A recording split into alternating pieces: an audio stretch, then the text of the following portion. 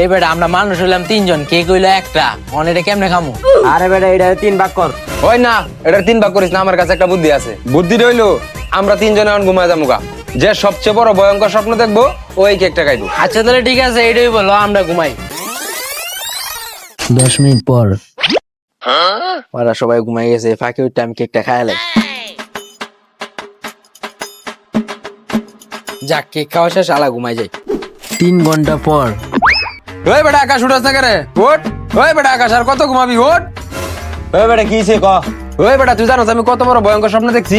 আমি স্বপ্ন দেখছি আমি 3 আসমান উপরে উঠে গেছি, গাফরার নাম তারিন। ওই বেটা তুই জানাস তোর তে আমি ভয়ঙ্কর স্বপ্ন দেখি, আমি স্বপ্নে দেখি সুন্দরবন বাঘের সাথে যুদ্ধ করতেছি। আয় হায় কস কি? তাইলে দিয়ে আজাদ কি স্বপ্ন দেখছে? ওই আজাদ, ওই বেটা আজাদ, ওই ওই বেটা টাকাটা এই করস, কার তো ঘুমাইতে দে। ওই বেটা ঘুম পরে আগে কি স্বপ্ন দেখছস? এ হেরে ভাই, স্বপ্নের কথা আর কইস না, আমি যে একটা ভয়ঙ্কর স্বপ্ন দেখছি। ওই বেটা কি স্বপ্ন দেখছিস তাহলে ক? আরে ভাই আর কইস না, আমি স্বপ্নে দিয়ে বিশাল বড় এক শয়তান লাঠি লয়ে আইছে, আমারে কইতাছে আজাদ চালু করে কেকটা খা, আনলে তোরে বাইরে মেরালাম। পরে ভয়ে বেটা আমি ঘুমে তো এটা কেকটা খাই লাইছি। কি তুই কেক খাইলালি? যখন তোর শয়তানে কেক খাইতে গেলো তখন আমরা ডাক দিলি না? ভাই তোকে অনেক ডাকছে কিন্তু তোরা হুনস নাই। তুই আসলি 3 আসমানের উপরে, আর ওই বাঘের সাথে যুদ্ধ করতেছিল, এর লিগা তোরা আইতে পারস না।